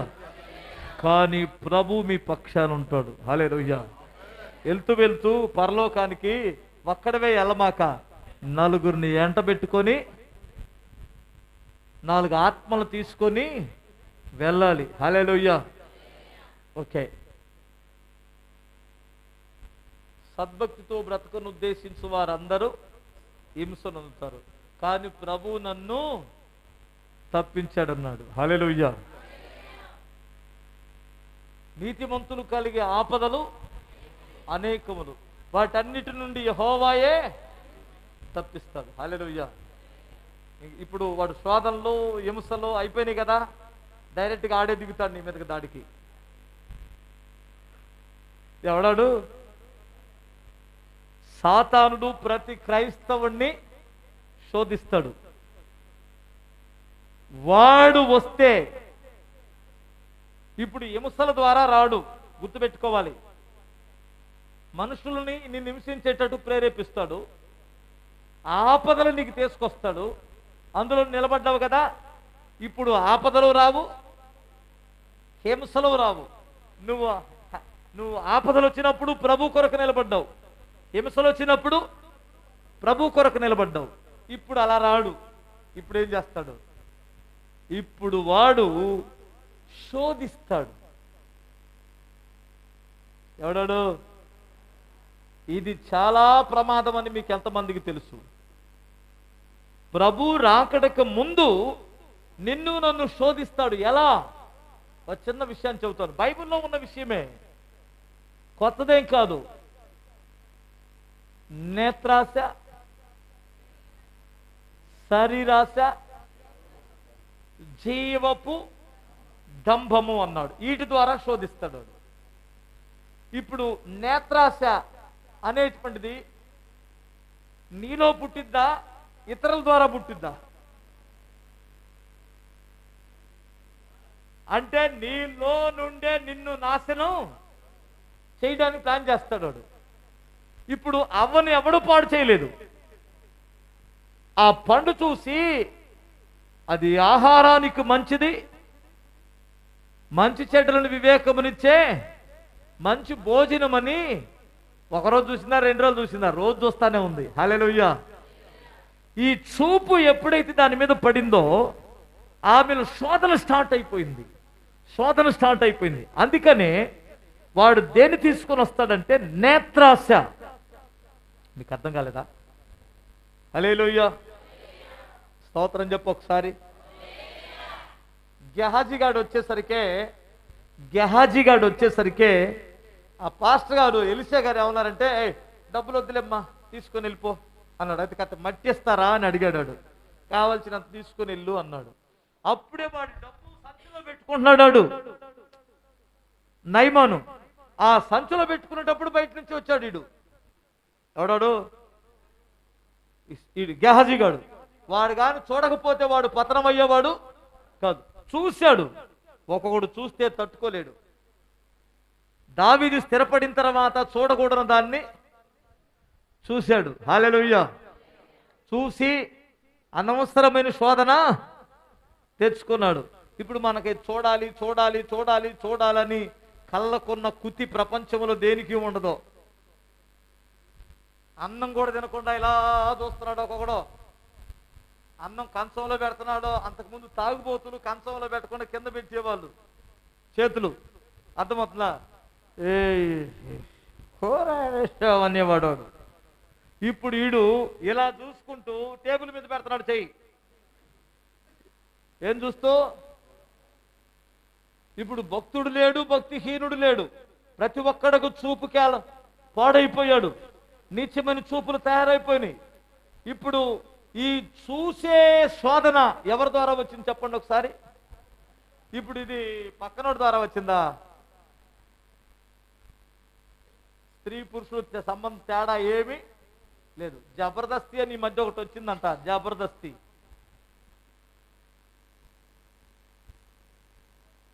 కాదా? అసలు జబర్దస్తి అంటే ఏంటి నాకు అర్థం కాదు. నీకు తెలియదులే అమ్మ, వాళ్ళకి తెలుసు. హల్లెలూయా. భక్తులు శోధించా అంటే శ్రమలు పాలు చేశా, పడిపోలా. హింసించాను, పడిపోలా. తీసి పక్కన పెట్టేసేయి, దీనికి పడిపోతారు చూడన్నాడు. వేసాడా దెబ్బ? రక్షణ, కడవరి కాలపు రక్షణ మీకు సమీపంగా ఉంది. ఆయన మహిమ, ఘనత, అక్షయతను మీ కొరకు తీసుకొని రానై ఉన్నాడు. కానీ మిమ్మల్ని హింసించినప్పుడు మీరు పడిపోలా. ఆపదలు వచ్చినప్పుడు మీరు క్రీస్తు మీద ఆనుకొని పడిపోలేదు. దేవుడు మిమ్మల్ని లేవనెత్తాడు. ఇప్పుడు ఘోరమైన పరిస్థితి ఏమిటంటే నేత్రాశ తీసుకొని వచ్చాడు. ఇదే ఆశను యేసు ప్రభు వారి దగ్గర కూడా తీసుకొని వచ్చాడు. ఆడేం చేశాడంటే నేత్రాశ, లోకరాజ్యముల మహిమంతయు ఆయనకు చూపించాడట. చూశారండి, ఆయన కూడా చూశాడు మహిమ, కానీ ఆయన దానికి లొంగలేదు. హల్లెలూయా. దాన్ని ఏమంటారు చెప్పండి? నేత్ర ఆశ, శరీర ఆశ. హల్లెలూయా. శరీరాశ ఏమిటి? ఇప్పుడు మనకు ఆకలి అవుతుంది 40 రోజులు ఆకలి అవుతుంది. తీసుకొని ఆ రొట్టెలు తీసుకొని వచ్చి ప్రభు దగ్గర ముందు పెట్టేశాడు. ఈ రాళ్ళు కూడా రొట్టెలు అయిపోతాయి, తీసుకొని తినేసే అన్నాడు. మనకు 1 వారం రోజులు అన్నం పెట్టుకుండగానే ఒక కంచంలో మంచి బిర్యానీ పెడితే ఏం చేస్తాం? అమ్మా బతికి బాగుంటే ఆ తండ్రికే తెలిసలేదు ఆయన అని తినేస్తామా లేదా? దెబ్బకే తినేస్తాం కదా. చూడండి ఒకసారి మీరు ఆలోచించండి. అంటే నీ పేదరికములను తీసుకొని వచ్చి పొట్ట కొరకు నిన్ను పాడు చేసే పరిస్థితులు కనిపిస్తాయి. హల్లెలూయా. నువ్వు అలాగే పస్తులున్న నీతి తప్పకూడదు భోజనం కొరకు. హల్లెలూయా. నీతి కలిగి బ్రతకాలి. మనుష్యుడు రొట్టె వలన మాత్రమే కాదు, దేవుని నోట నుంచి వచ్చే ప్రతి మాట వలన జీవించను అన్నాడు. జీవపు డంబం అంటే తెలుసు కదా, జీవపు డంబాన్ని ఈ ఎత్తైన కొండ మీదకు తీసుకొని వెళ్ళి ఇక్కడి నుంచి దూకేయి, దేవదూతలు నిన్ను ఎత్తి పట్టేసుకుంటారు అన్నాడు. ఇప్పుడు ఎవడైనా ఒకడు ఈ బిల్డింగ్ నుంచి కింద పడితే 2 దేవదూతలు ఇలా ఎత్తుకుంటే ఆడు ఏం చెబుతాడు చెప్పండి? రేపు పొద్దున్న నుంచి జారిపళ్ళ దోకాలను దూకాడు, దేవదూతలు వచ్చి పట్టుకున్నాయి. రేపు పొద్దున్నే ఆడు పేపర్లో ఏం వేసుకుంటాడు చెప్పాలి మీరు? దైవజనుడు, మహా గొప్ప భక్తుడు, దేవదూతలు 24 గంటలు 360 రోజులు దైవజనుడు కాపలా ఉంటాయి.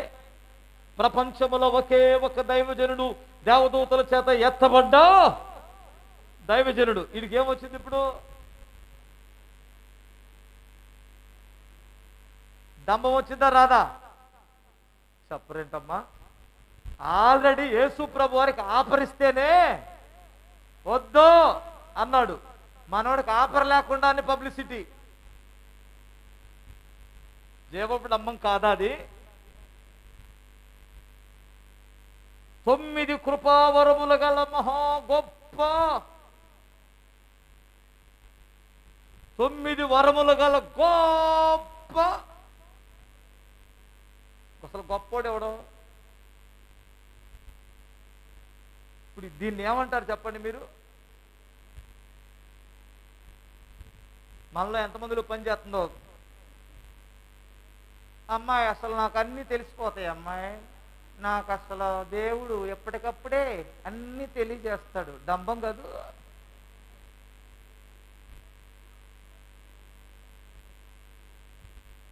ఏంటి అలా నవ్వుకుంటున్నారు? హల్లెలూయా, స్తోత్రం చెప్పగలరా? అసలు ఒక్కొక్క అమ్మకు కానీ దర్శనం వరం ఉంటే మనం పట్టుకోగలుగుతున్నామా?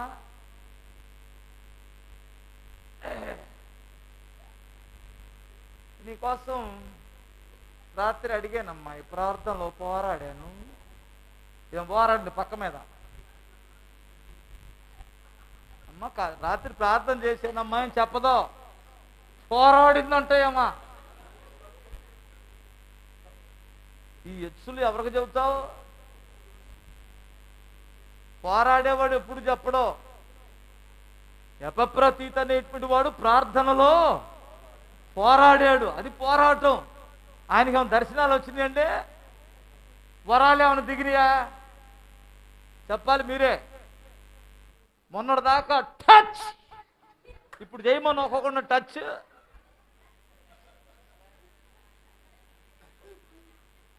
నేను చెబుతానే ఉన్నా ఫస్ట్ నుంచి, వరే మీ టచ్ పోయిద్దిరా. చెప్పట్లేదండి? ఇప్పుడు టచ్ వాక్యంలో దిగాడు ప్రతి ఒక్కడు. కొన్ని నిలవో, వాక్యం మాత్రమే నిలిచింది. బిగ్గరగా స్తోత్రం చెప్పాలి. ఇసుక మీద వెళ్ళి ఎప్పుడు నిలబడవు. ఇప్పుడు చేయమని టచ్. మన గుంటూరు జీజీహెచ్ని తీసుకెళ్తే ఒక్కొక్క టచ్ టచ్ అని మనం టచ్ చేయటానికి మనిషి లేకుండా పోతాడు. ఇక కవర్లో చుట్టడం, జిప్పు లాగటం, పంపించేయటమే. మనిషిని జీవపు డంబం వైపు తిరుపుతాడాడు. ఎవడాడు? సాతానుగాడు. హల్లెలూయా, అర్థమవుతున్నాం. మనం ఏ పాటి వారం అండి? ఏమి లేదు. ఇప్పుడు నీకు జలుబు లేదు, జ్వరం వచ్చింది అనుకో, రేపు పొద్దున్న టెస్ట్ చేయాలంటే చాలు డంబం. అది మనం బ్రతుకు. మా వాడు ఒకడు ఉన్నాడు, నేను ఎక్కడో ఇద్దరు ముగ్గురు షుగర్ వాళ్ళు ఉన్నారు. పందారొద్దు బాబు అన్నారు. ఈడు నువ్వేదో పందారేసుకొని తాగరాదా, వాళ్ళది ఉడి నక్కేయి అన్నాడు. ఈడిది స్పూను, ఏంద స్పూను, ఈడిది స్పూను. మొత్తం ఎన్ని స్పూన్లు అయినాయండి? 4 స్పూన్లు ఒక గ్లాసులో వేసుకున్నాడు. నేను అంటానే ఉన్నాను, అరే షుగర్ వచ్చిద్దేమో అంత వేసుకున్నాం అన్నాను నేను. అంటే మనకు రాదన్నా, ఉక్కు అన్నాడు. మన వంశంలోనే లేదు షుగరు అన్నాడు. ఎక్కడ? పిఠాపురం. మంచి చేపలు తెచ్చారు అక్కడ వాళ్ళు. సాయంత్రం గడగడ గడగడ వణుకుతున్నాడు జ్వరం వచ్చి. అరే లేరా, చేపల కూర తెచ్చారు, వాక్యం అయిపోయి వచ్చాం. వాడు రాలా, పడిపోయాడు రూమ్లోనే ఆల్రెడీ. ఆల్రెడీ ఆడికి షుగర్ ఉన్న సంగతి వీడికి తెలియదు, ఈ డమ్మంగాడికి అర్థమవుతుందా? ఇది తగిలేసరికి జ్వరం 102, 103 వచ్చింది, ఎక్కువైపోయి. సరే అన్నం కూడా తినలేదు, వణుకుతున్నాడు మనిషి. సరే మా కారు ఎక్కించుకొని తీసుకొని వచ్చాం. వచ్చిన తర్వాత హాస్పిటల్కి వెళ్ళాడు. జ్వరం చూశారు, వాడు జ్వరం తగ్గల. డౌట్ వచ్చి బాడీ చూసి ఒకసారి షుగర్ టెస్ట్ చేయించుకున్నాడు డాక్టర్ గారు. షుగర్ టెస్ట్ చేసుకుంటే 400 చిల్లర ఉంది కుర్రోడికి. నేను అప్పుడు అన్నాను, ఎరా వాళ్ళకి షుగర్ ఉందని. ఎస్ఐ మనకు రాదు, క్రిస్టియన్స్కి రాదు.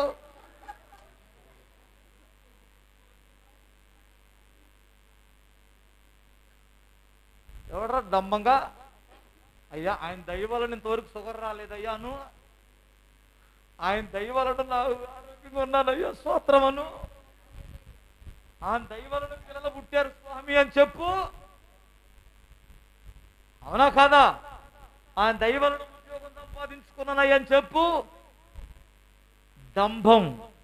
ఈ డంభం ఎవరో నుంచి పుట్టిందంటే సాతానులో నుండి పుట్టింది. డంభాన్ని జయించడానికి ఒక్కటే, అర్థమవుతుందా?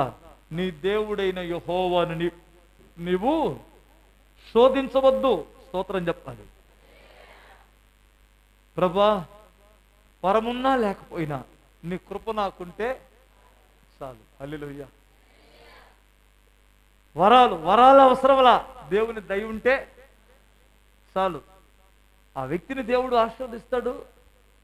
నీకు అర్థం కాలేదా? నేత్రాశ, శరీరాశ ద్వారా, జీవపు డంభం ద్వారా సాతానుడు శోధిస్తాడు. ఇది చాలా ప్రమాదకరమైనది. ఆపదలు రాని, ఆపదల నుంచి దేవుడే నిన్ను తప్పిస్తాడు. హింసలు రాని, ప్రభు నిన్ను తప్పిస్తాడు. ఇందులో నువ్వు తప్పించుకోవాలి, ప్రభు తప్పించడు. మీకు అర్థం కాలేదా? ఇందులో ఎవరు తప్పించుకోవాలి? నువ్వు తప్పించుకోవాలి. ప్రభా నా చూపులు కరెక్ట్ కాదు అని నీవు మెలకుతో ఉండి తప్పించుకోవాలి. ప్రభా ఈ మధ్య నాకు శరీర కోరికలు వచ్చేస్తున్నాయి అని నీ శరీరాన్ని ఉపవాసంతో నలగొట్టుకోవాలి. ప్రభా ఈ మధ్యకాలంలో నేను గొప్పగా కనిపించాలని డంబం వచ్చేస్తుంది, సంఘములో నేను సీనియర్ని, నాకు కాకపోతే ఎవరికిస్తాడు పాస్టర్ గారు ప్రార్థన పాట. మా ఇంటి పేరటోళ్ళు ఎంతమంది ఉన్నాం ఇక్కడ? అసలు మేమందరం ఆగిపోయామంటే సగం చర్చి ఖాళీ అయిపోయినట్టే.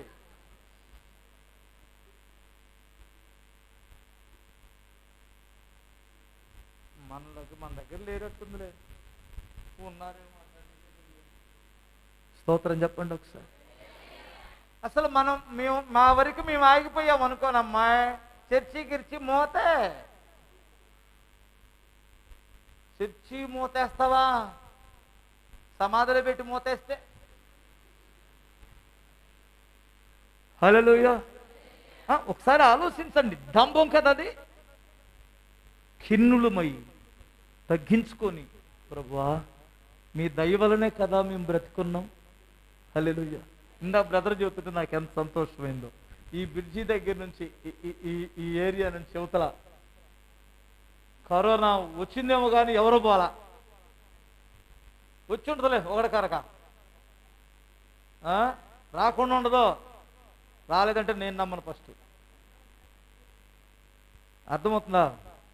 అది ప్రపంచానికి వచ్చిందాయే. పోయిన సంవత్సరం 2020 జనవరి కాదు 2019 డిసెంబర్లో మొదలు పెట్టాను నేను ప్రార్థన. భయం వేసి, ఏం భయం? నేను చస్తానని భయం కాదు. చైనాలో వస్తుంది అది అంటువ్యాధి అన్నప్పుడు ఇక్కడ డైలీ ఆదివారం ప్రతి ఆదివారం కూడా మోకాళ్ళ మీద ఉంచి నేను ప్రార్థన చేపించేవాడిని. ఇది ప్రపంచానికి రాబోతుంది, ఇది ఇది రాకూడదు అని ప్రార్థన చేపిస్తుంటే మా వాళ్ళకి చైనాలో ఉంటే అన్న ఇప్పుడు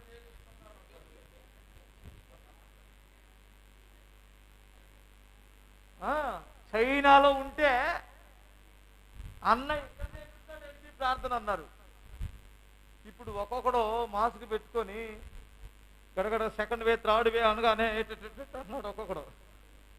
హల్లెలూయా, మరలా స్టార్ట్ అవుతుందండి. అర్థమవుతుందా? మీరు చాలా మంది నన్ను కూడా చూస్తున్నారు అవిశ్వాసం చూసినట్టు. అన్న మాస్క్ లేకుండా ఎందుకు మాట్లాడుతున్నాడు? హల్లెలూయా, స్తోత్రం చెప్పగలరా? నేను ఒకటే చెబుతున్నాను, వినండి. యేసు ప్రభు వారు ఐగుప్తు నుండి వారిని బయటికి తీసుకుని వచ్చేటప్పుడు మీరు తెల్లవారేంత వరకు లోపల నుంచి ఎవరు బయటికి రాకూడదన్నాడు. ఒకటే మాట. హల్లెలూయా. దాగి ఉండండి అన్నాడు. మర్యాదగా దాగే ఉండాలి. ఏలి అని దేవుడు ఏమన్నాడంటే, నేను చెప్పేంత వరకు కెరేతు వాగు దగ్గర దాగి ఉండు అన్నాడు. దేవుడు చెప్పిన మాట అండి అది. ఉన్నాడా? దాగే ఉన్నాడా? నేను పెద్ద స్పీకర్నే, నేను ఉత్తర ఇజ్రాయెల్ నుంచి దక్షిణ ఇజ్రాయెల్ వరకు నేను వాడబడుతున్నాను, నేను వాగులో కూర్చోవటం ఏంటి? ఆయన బయటకు వచ్చాడు అనుకో, పోయేవాడే. దాగి ఉన్నాడు. హల్లెలూయా. అందుకని దాగి ఉండే టైం ఒకటి ఉంటుంది, మనల్ని మనం భద్రపరుచుకునే టైం ఒకటి ఉంటుంది, ఆ తర్వాత మనం పనిచేసే టైం కూడా ఉంటుంది. హల్లెలూయా. ఇట్లా చెబుతున్నా, మీరు ఏమనుకోద్దే, మేమైనా మీరైనా కాపాడబడాలి. బిగ్గరగా స్తోత్రం చెప్పాలి. ఓకే అన్న, 2 ముక్కలు అర్థమైంది మాకు అన్నట్టు వారు చేతులు ఎత్తండి. ఆపదలు వచ్చినాయా నీకు? దేవుడు ఇడిపిస్తాడు. అస్సలు భయపడొద్దు. మనుషులు నిన్ను హింసిస్తున్నారా? మాటల చేత, చూపుల చేత, ఆలోచనల చేత మిమ్మల్ని హింసిస్తున్నారా? కంగారు పడొద్దు. ప్రభు వాటన్నిటి నుండి మిమ్మల్ని తప్పిస్తాడు. అసలు దాని గురించి ఎక్కడ చింతపడొద్దు. నువ్వు చింతపడాల్సింది ఒకటే, నీలో చూపు ఏమన్నా మారిందా? నీలో శరీర కోరికలు ఏమైనా రేగుతున్నాయా? నీలో డంబపు ఆలోచనలు, గొప్పగా కనపడాలి అనే ఆలోచనలు ఏమన్నా ఉన్నాయా? దాన్ని జయించండి. అప్పుడు ప్రభు రాకడలో, ఆ కడవరి రక్షణలో మీరు ఆయన ఎదుర్కొన్నప్పుడు మహిమయు ఘనతయు ప్రభావం దేవుడు మీకు ఆయనతో పాటు ధరింపు చేస్తాడు. హల్లెలూయా. ఆ దినము కొరకు ఎదురు చూద్దాం. ఏ దినం? ప్రభు దినము కొరకు ఎదురు చూద్దాం. ఈ గుర్తులన్నీ చూస్తున్నప్పుడు ప్రభు వస్తున్నాడని మీకు అనిపించటం లేదా? ఈ యుద్ధాల గురించి, ఈ తెగుళ్ళు గురించి, ఈ భయంకరమైన విపత్తుల గురించి. ఇప్పుడు తెగులు వచ్చింది కదా, నెక్స్ట్ కరువు వస్తుంది. గుర్తుపెట్టుకోండి.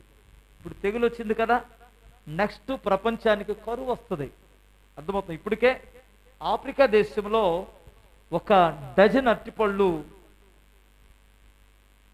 1600.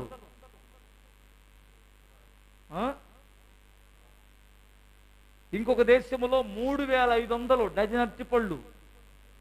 3500. అంటే కరువు స్టార్ట్ అయిపోయింది.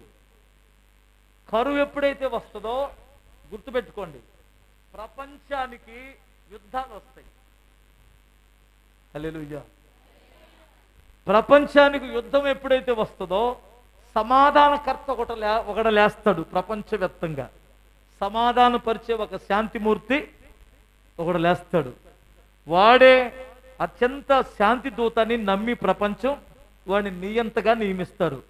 ఆడే అంత్య క్రీస్తు.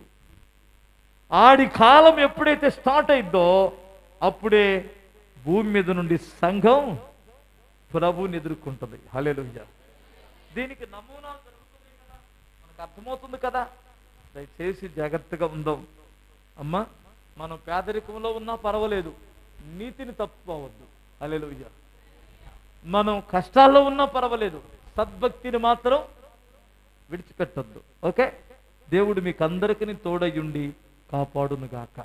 ప్రార్థన చేసుకుందాం. కళ్ళు మూసుకుందాం. అందరూ కళ్ళు మూసుకుందాం, ప్రార్థన చేసుకుందాం. పరిశుద్ధుడైన మా తండ్రి, దయగలిగిన దేవా, మీకు వందనాలు చెల్లిస్తున్నాము నాయన. మహిమ ప్రభావాలు కలిగిన మా తండ్రి, సర్వకృపానిధిగు మా తండ్రి, మీకు స్తోత్రము నాయన. మేము కొంచెము కాలము శ్రమపడిన పిమ్మట మీరే మమ్మల్ని పూర్ణులుగా చేసి బలపరుస్తానని, మీలో స్థిరపరుస్తానని మీరు మాటిచ్చారు తండ్రి. నీతిమంతులుగా ఉన్నటువంటి వారికి ఆపదలు వస్తవి గాని వాటన్నిటి నుండి మీరు తప్పిస్తారు ప్రభువా. ఆ విశ్వాసమును మాకు దయచేయండి రక్షకుడా. సద్భక్తితో బ్రతకాలనుకున్నటువంటి వారికి ఈ లోకస్తుల ద్వారా, బంధువుల ద్వారా, రక్త సంబంధుల ద్వారా కొన్ని హింసలు రావచ్చు. అయినా ప్రభువా, మీరు తప్పించే దేవుడివి. అందుకు మా బ్రతుకులను సిద్ధపరచండి ప్రభువా. దుష్టుడు మాలో నేత్రాశ, శరీరాశ, జీవపుడంబాన్ని రేపకుండా ఎవరికి వారు మీ పరిశుద్ధాత్మ ద్వారా భద్రపరచబడి వాక్యమందు స్థిరపడి వాక్యపు వెలుగులో మా అడుగులు ఉండనివ్వండి నాయన. వాక్యపు ఖడ్గముతో వారిని జయించే శక్తిని దయచేయండి. నిదాసులు ప్రభా, మరి నాయన శ్యాంపాల్ గారిని బట్టి స్తుతిస్తున్నాను తండ్రి. పాస్టమ్మ గారిని దీవించండి. వారి తండ్రి గారు, మా తండ్రి సమానులైనటువంటి దైవజనులను మీరు దీవించండి. అమ్మగారిని దీవించండి నాయన. ఇక్కడ చేరి ఉన్న దైవ సేవకులని పేరు పేరు వరుసన ప్రతి ఒక్కరిని మీరు ఆశీర్వదించండి. చేరి ఉన్న ప్రతి బిడను కూడా మీ రెక్కల చాటును కాపాడమని ప్రభా, మమ్మల్ని అందరినీ మీరు ఆకడకై సిద్ధపరచమని యేసుక్రీస్తు నామంలో అడుగుచున్నాను తండ్రి. ఆమేన్. ఆమేన్. ప్రభు నామంలో మరొకసారి మీ అందరికి నిండు వందనాలండి. నన్ను ఆహ్వానించిన దైవజనులకి, పెద్దలకు నిండు వందనాలు.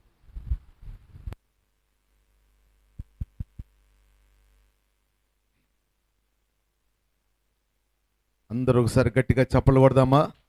గట్టిగా. దేవుడు